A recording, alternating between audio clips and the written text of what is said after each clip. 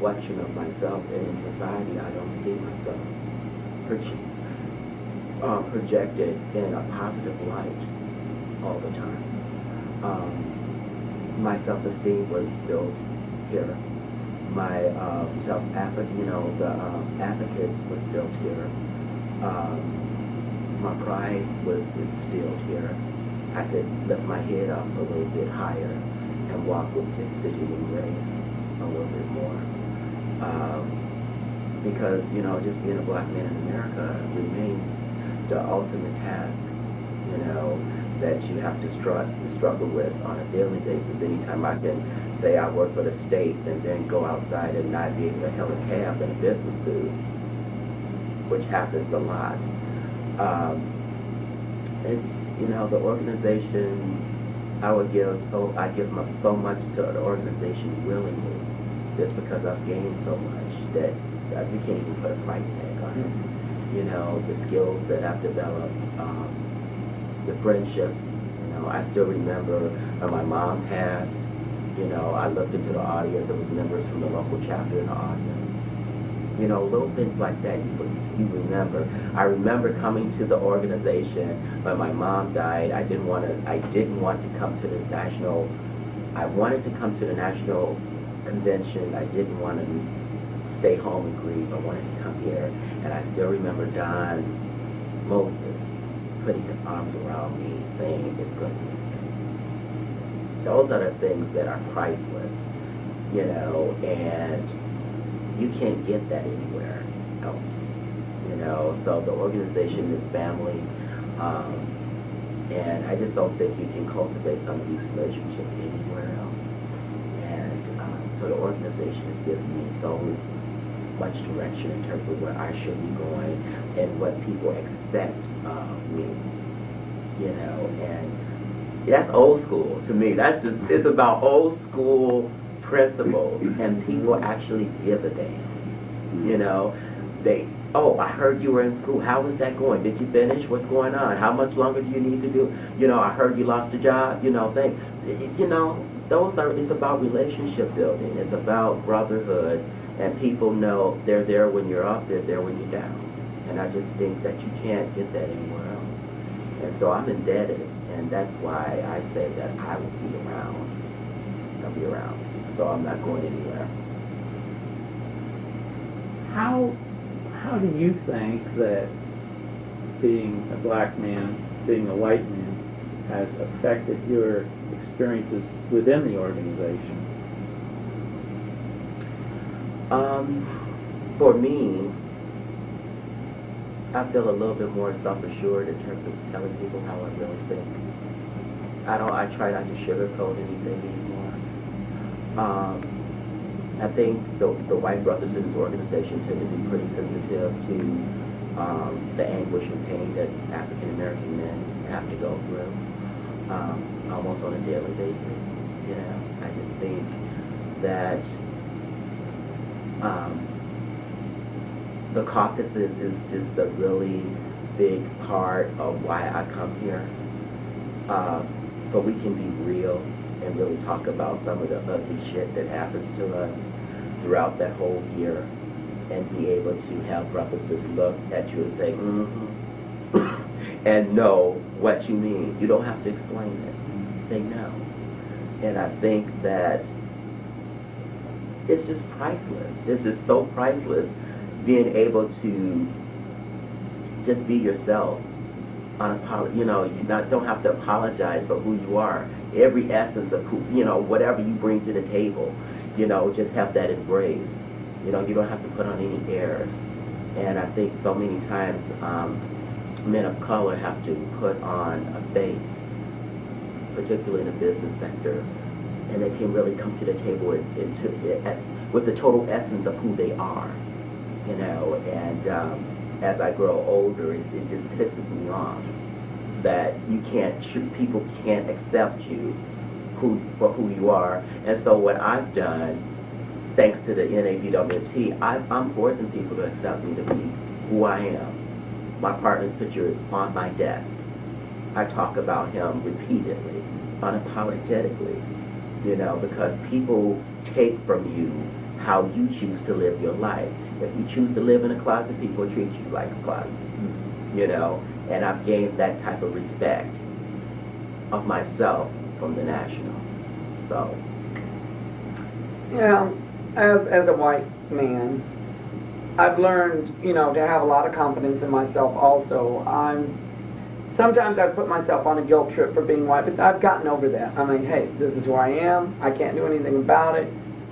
Maybe just to jump back real quick, something I had heard and learned in this organization was, you know, the white privilege thing. Being a white male in this world, I have a lot of privileges. Well, I wasn't even aware of those privileges until I came to this organization. And this organization opened my eyes to a lot of that white privilege that's out there. You know, just a simple thing as a taxi cab. You know, a lot of that stuff never occurred to me. A lot of the racial issues never occurred to me until I joined this organization. And then I was like, my God. You know, there are a lot of privileges out there afforded me simply because of the color of my skin. And then there's a lot of people out there that there's not privilege to because of the color of their skin. And again, this organization has awakened my conscience on that back in the 80s and early 90s and continues to do so. I mean, just because I'm aware of it now doesn't mean that I'm done. You know, I've still got a lot of things to learn about the world that I live in, about being a white man in this world, about, you know, what it's like being a black man in this world, or for any color, for that matter, because there's a lot of racism and different types of racism that go on in this country. one of the things I really appreciate about my relationship with Doug is that we talk throughout the year, and we talk about isms all the time. Whenever he's in Chicago, one of the things we do, in addition to going to Cafe Caribou, is go to the bookstore across the street and get books, you know, about isms. You know, it's not something we just talk about at convention. We're very much into, did you hear about that story? Let me fax this to you. Let me email you this. You know, he's really been a really important part of my continuing education to certain issues, you know,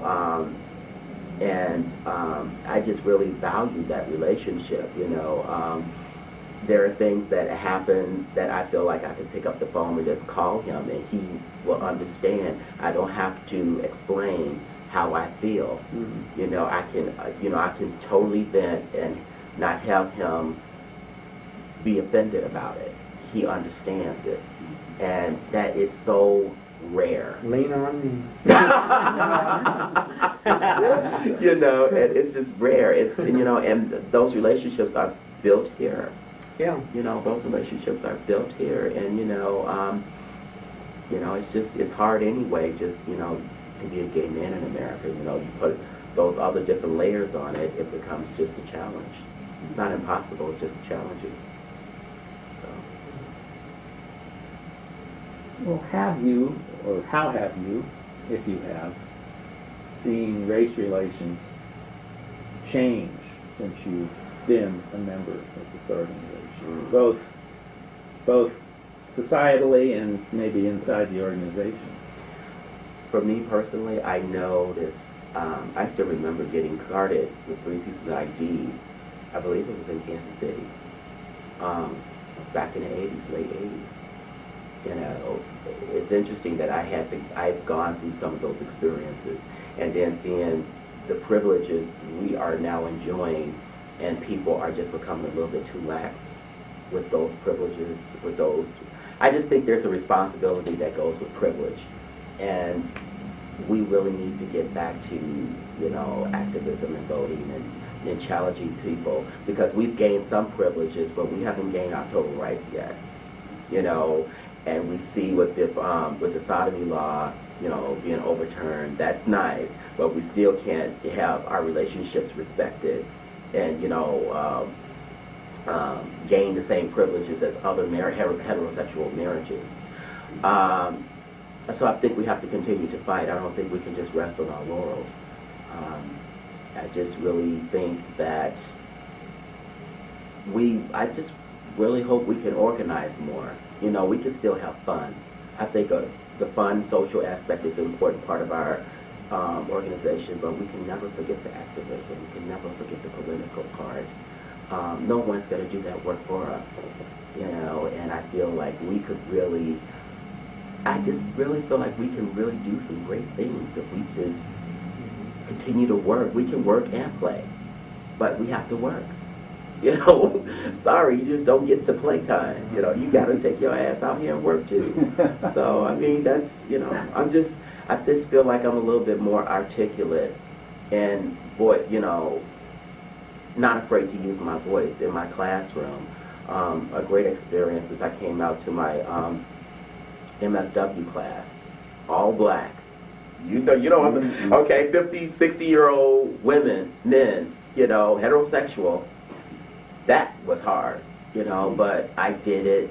There was 2 other lesbians in the class who couldn't do it. I feel like I gained that strength here, you know, because you gotta, nobody's gonna reclaim your dignity unless you're willing to say, this is who I am. No, you won't make any bad jokes around me.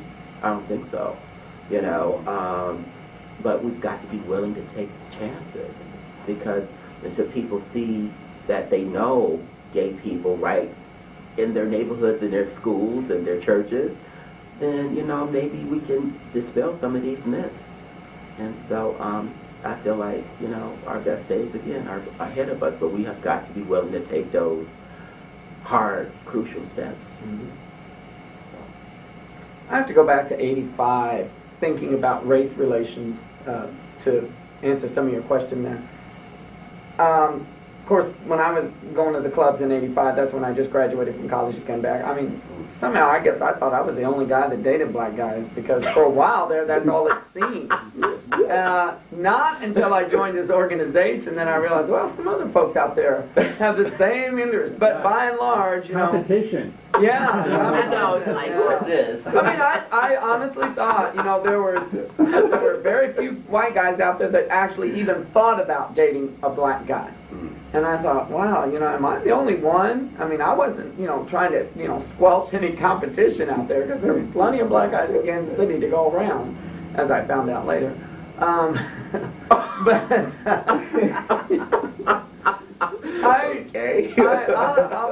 I'm also thinking about straight black and white couples out there. Back in the 80s, you didn't see that many. Today, you see them all over. But one thing I do when I see a black couple, I don't necessarily stare at the black couple. I stare at the people around that black couple, or the black and white couple, I'm sorry. And I remember years ago watching people's reaction, and you would see people walk by them and then turn around and look. Nowadays, really, I don't think anybody even cares or even gives it a second thought. It's just become such a part of our culture now to see interracial couples.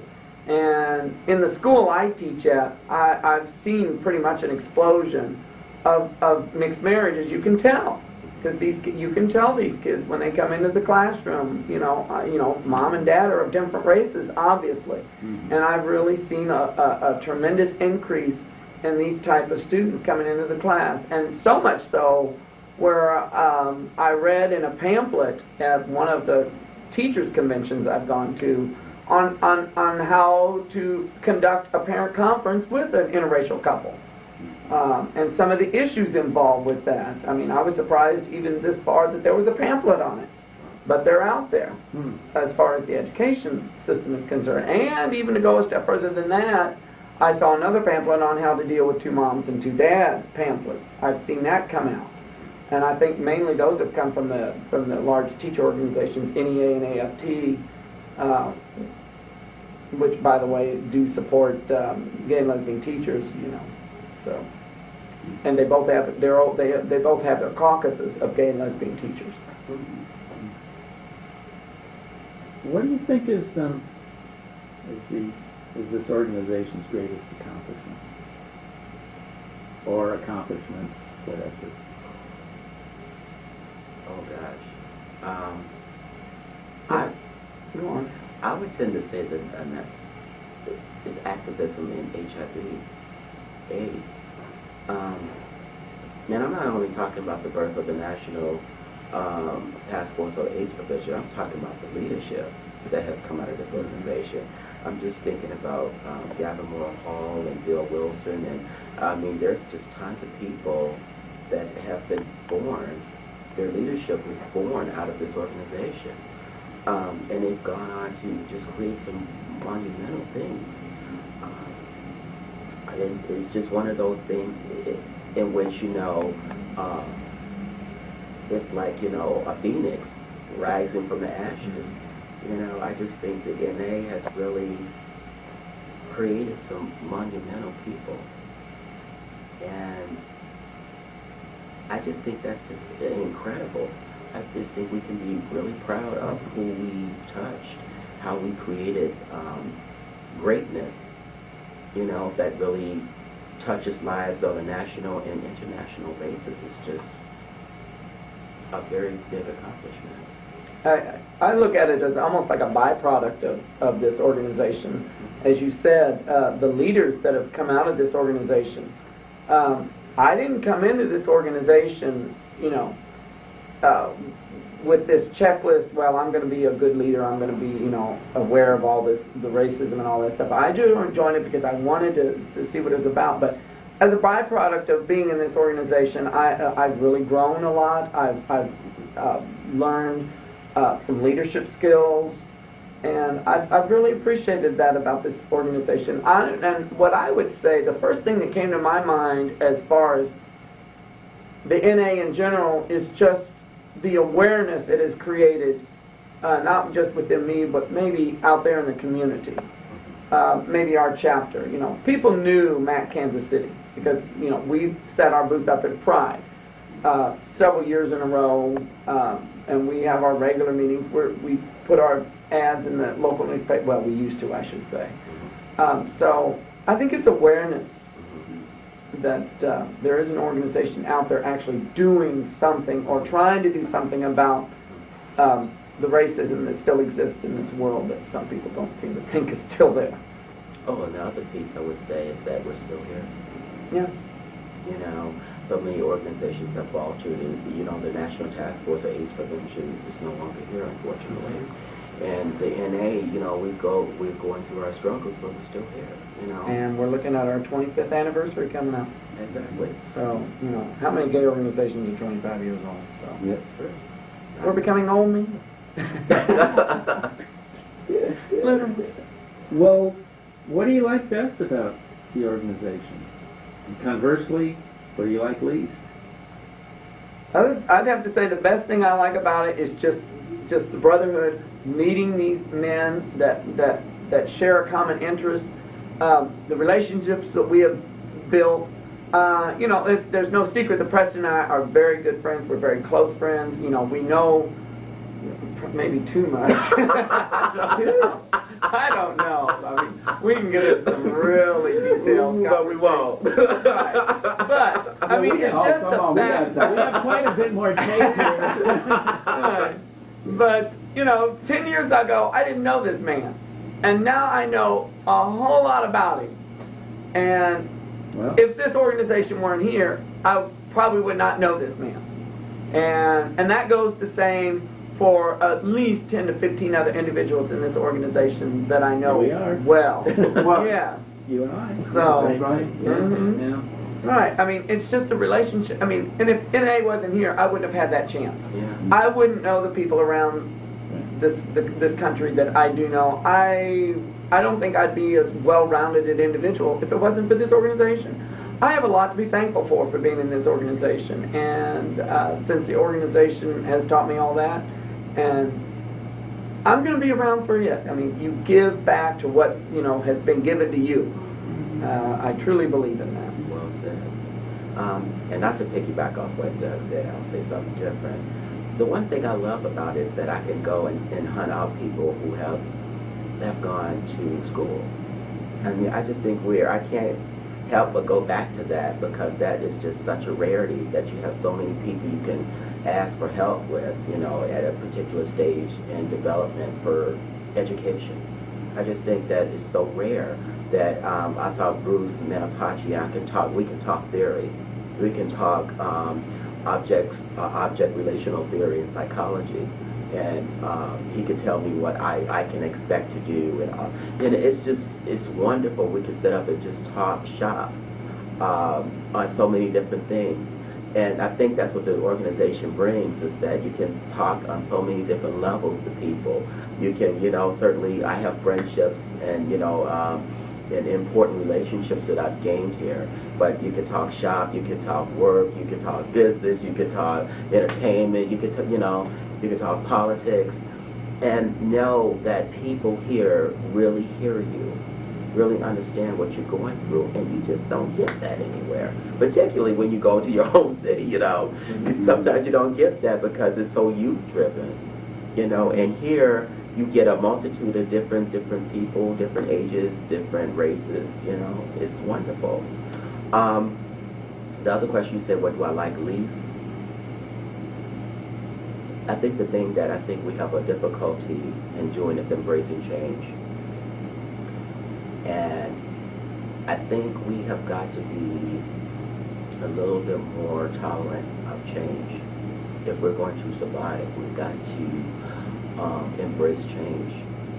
That's just important. And I think in that case, we probably can go back to what we did in the early days in terms of embracing the people that come to this organization that are not seasoned. Who want to do something.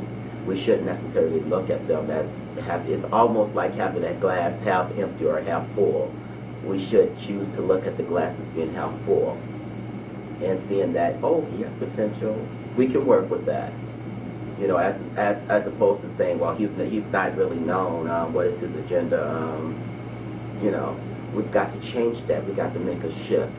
In terms of, instead of looking at a situation in a negative fashion, we should look at it positive and really seeing how we can bring the best out of folks instead of always being reactionary. So, but I'm sure that's going to change too. So, but that's probably my only criticism. I'd have to say my only criticism would be, I think there's somewhat of a apathy in some of the membership, that they're just, and I know some people are motivated more than other people, but it bothers me to see some people come to the convention and never contribute, not monetary, but not even their time or anything.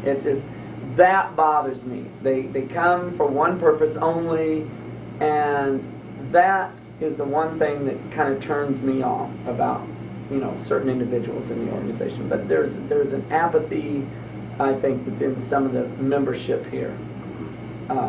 But that's probably my only criticism, because to me that's almost a minor issue, because there are too many good people in this organization to let that be a deterrent to why I continue in this organization. There's just too many good people here that I care about and want to, as an organization, want to keep on succeeding.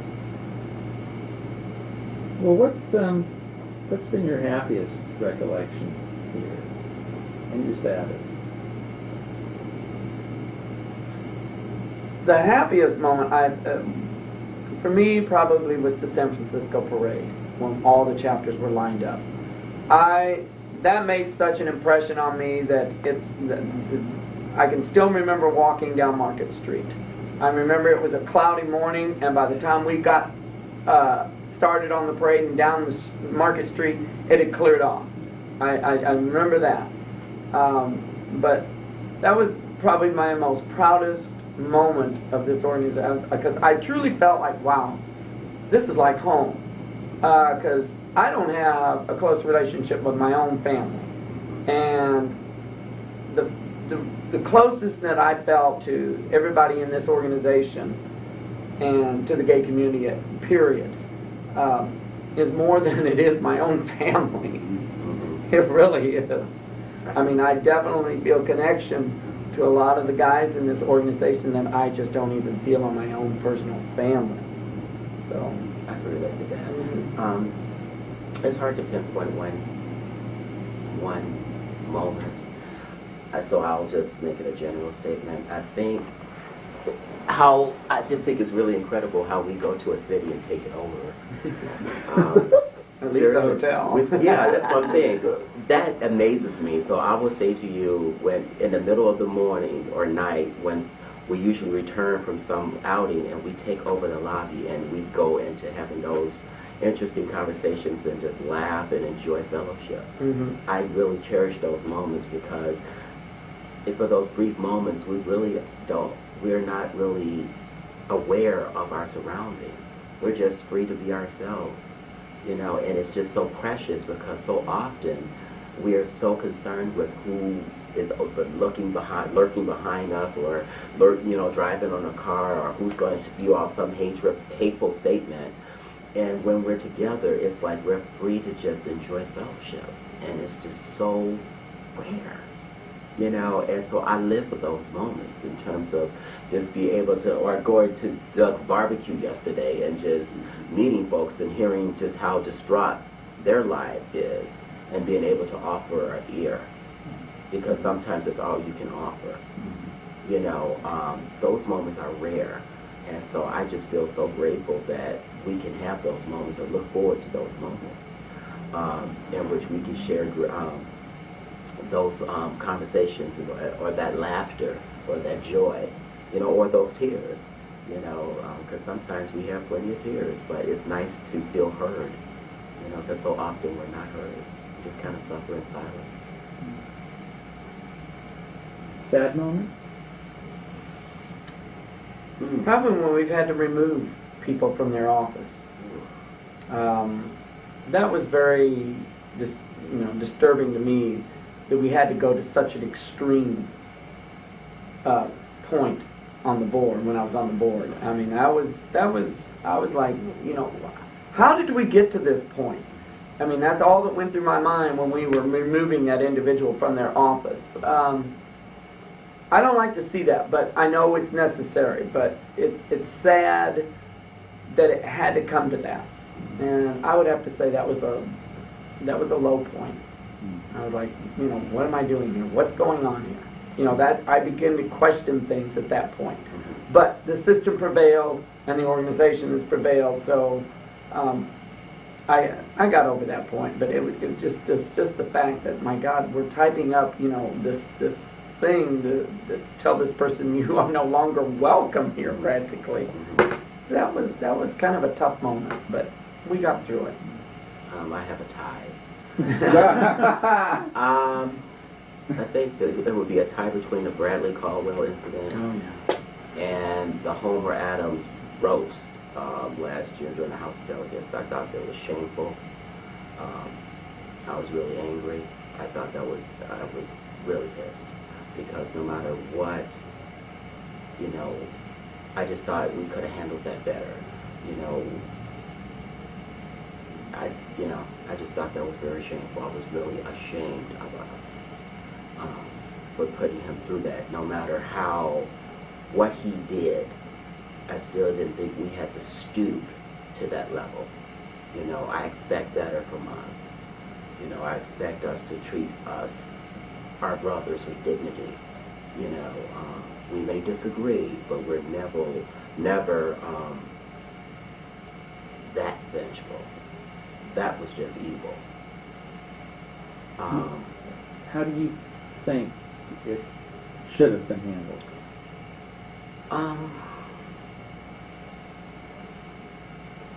Maybe, I don't want to put you on the spot. Maybe let our process work itself through. And what I mean is that I think we should be respectful of having a dialogue with people, instead of the personal attacks that we've seen, have grown so accustomed to in Congress. I just thought that was